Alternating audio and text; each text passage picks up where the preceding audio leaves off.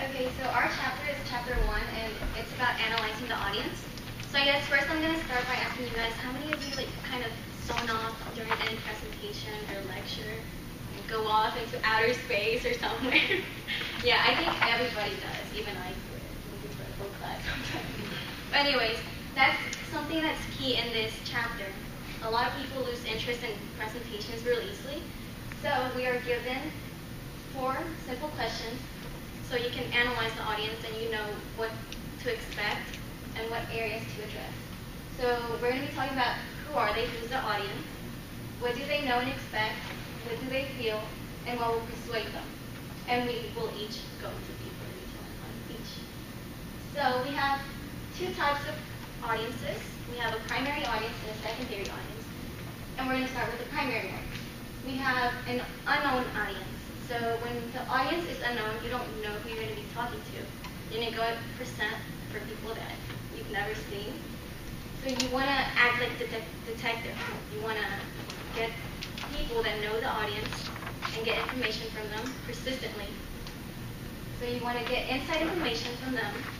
And if they're helpful, you like what they tell you, you want to follow up with them so they can give you more information or clarify any questions you have.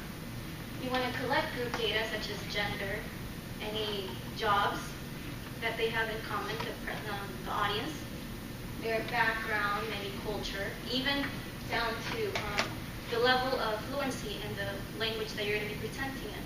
You want to make sure that they're going to understand what you're trying to transmit to them. And you want to make sure that you ask their preferences, what they want to hear about. And mostly, continue collecting information. Even the day of the presentation, you want to meet up with people that arrive early to your presentation and kind of get to know them, know what they expect from it. Also, while you're giving the presentation, make sure to look at facial expressions that other people are giving, like you guys right now. You want to make sure that they're actually being entertained or that they're not kind of falling asleep or anything like that. And when you know the audience, don't feel confident. You already know them, but you can never really know a person really well. So you still want to confirm group data. You want to confirm that they're going to be assisting to your presentation so you know how many people to expect. You want to analyze their tendencies. Are they really reserved? They're just straight to the point. They just want to hear what they came for. Or do they like humor? Do they like to be, do they like humor? And you also want to make sure that you know if they like to challenge what you're putting out there. Or maybe they're a little bit shy, they need reassurance so they can get their doubts answered. You want to ask about their needs also. Like maybe they have any projects that they're doing and they want you to address those projects or talk about any issues that they're having. And consider using opinion surveys. But if you know the audience and they know you, then you want to make it anonymous because they're going to feel pressured to say things that you want to hear. So make it anonymous so they can actually get their opinion out there. A secondary audience is the audience, well, I forgot to mention, the primary audience are the ones that are present during your presentation, like you guys right now. You guys are our primary audience because y'all are here, y'all are listening, getting a first hand on the presentation. And the secondary audience is an audience that's not here, but they're going to hear about our presentation. So how many of you guys have tons of friends or colleagues here at school? All of those people are our secondary audiences because you guys are obviously going to go tell them about our awesome presentation, right? And so all those people are secondary audiences because they're not here, but if you don't like the presentation, you're going to go tell them. Or if you love it, you're going to go tell them. And that's what's called the ripple effect. Getting the word out from one group to another. And to make sure that the ripple effect is efficient, you want to ask the audience to share the information that was presented to them. So any information that you think is going to be useful to them, ask them to share it. Share it to anybody that's going to need it out there. Create clear handouts. We could have created clear handouts if this was an actual presentation about something. And we would ask you to take them and give them to all of your friends so they know what was presented. And most importantly, use social media, because I know all of you guys use social media. Social media could be used to like maybe record a video and upload it and put on your social media, I guess Facebook or Instagram or anywhere, and say, go watch my video, here's the link.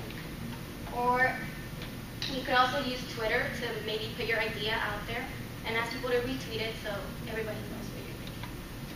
And now I'm going to pass it on to Taylor. Okay, so when you present, you're going to be dealing with different types of backgrounds.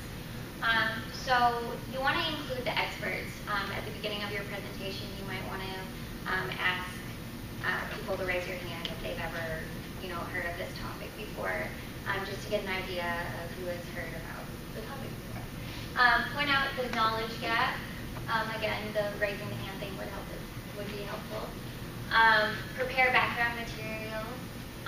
It's important to know what type of audience you're going to have for your presentation. Ethnicity, race, gender, age. You want to connect with the beginners. You want to encourage them to ask questions if they don't understand what you're talking about. And you want to engage with them. Address second language issues. So here at UTD, we obviously know that there are different types of backgrounds. So you want to clarify common idioms. Avoid confusing metaphors. Check your use of examples and humor. Just because different backgrounds, it can come across as offensive or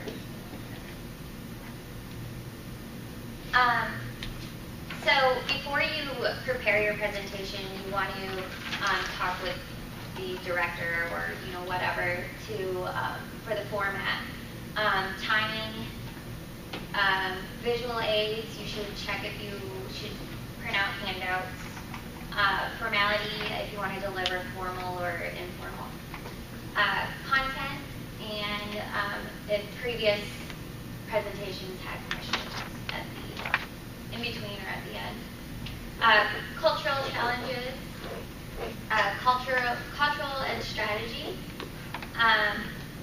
cultural and delivery, and cultural aid and visuals. Cultural aid and visuals, just something as simple as a color. Some people would, some cultures don't like red and think it's like a negative color. New York's Chinatown, business people think that red is, a joyful color and creates positive emotions. You do want to gauge in their emotions. There is a well-known article called Bad is Stronger Than Good, and it says that negative emotions are way more memorable than positive ones. So you want to make a positive impact. You want to guess people's fears. Even when you're presenting, if you see someone's facial expressions that it offended them or something, then you kind of want to alternate it. And you also want to build on positive emotions and assess their interests. If the interest is high, you do want to let them have time to discuss what they're engaged in. I'm going to pass it on to Diane. Okay, so you want to evaluate your request. Simple request is basically point out the value of going along with this. So for today, your value today is you're taking a quiz at the end of this presentation. So your value is to listen and pay attention and follow along, because obviously you're going to need that knowledge later on today. What are y'all gaining with this talk? Again, you're gaining information. And you want to let them know why they're how they're benefiting. So you want to remind them. So for example, y'all are taking notes, so that would be a simple request that we would ask y'all to take. So a major request would be applaud your recent successes, or little bright spots, oh, look at her notes, they're amazing. So, Thank you. Oh, you're welcome. So if you have you want to analyze through bias, so you have a positive or neutral, and if that's the case, then you really just want to state the conclusions and recommendations up front and reinforce the importance. So the importance here is the information you're gaining today. And then if it's a negative, ask for a less appeal. So a less appeal here would be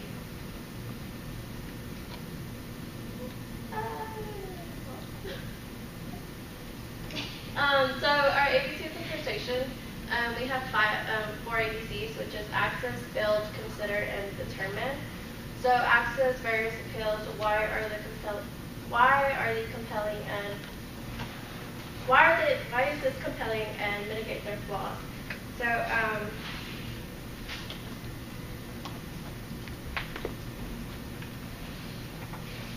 okay, so for example, like why would you probably not listen to us today?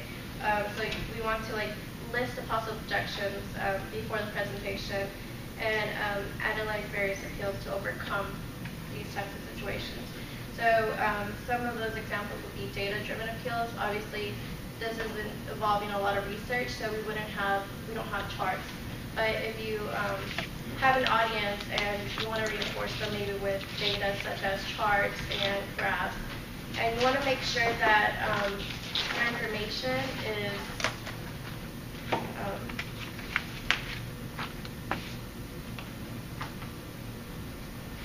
that you have the proper information. So you want to make sure you source your graphs and your charts.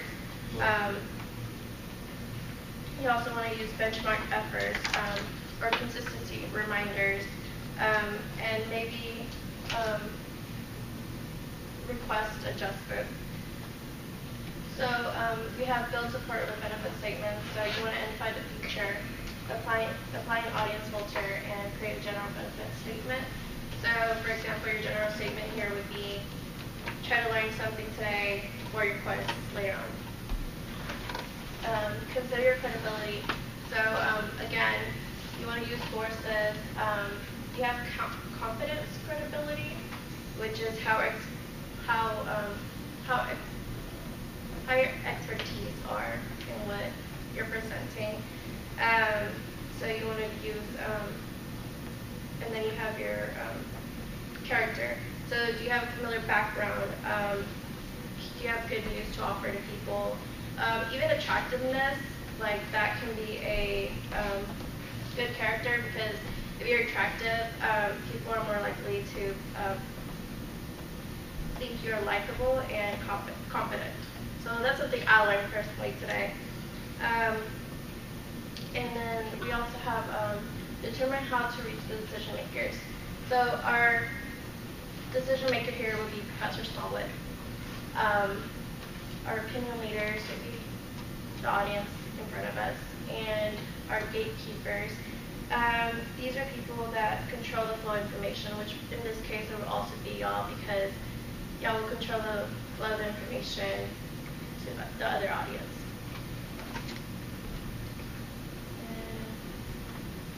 Any questions? Wanda, the article that you said you read that you said that the negative was more memorable than the positive. Yes. What were you supposed to make the positive to make it more positive? Right. So for positive and neutral, you want to state the conclusions and the recommendations up front. So in your case, I recommend you pay attention to the slides so you can get as much information out of it. But if it's a negative, I guess the best way would be, if this isn't going to affect you at all, you'd be like, okay, well, it only takes so much. And then you want to ask for less, not ask for the whole thing. Would one of you please read the question so I can get it on the tape, and then you can take the quiz? Just read them out loud if you will. First question, what is the difference between primary and secondary audience, and what example was used to explain both? What is the difference, question number 2, what is the difference between stereotypes and cultural norms? Show an example. Question 3, according to the book, if you decide to present sensitive information, make sure you blank and blank everyone in the audience. For a well-known article called Bad is Stronger Than Good, concluded that blank and are far more potent and memorable than blank blends. The ABCs of persuasion are blank, blank, blank, and blank.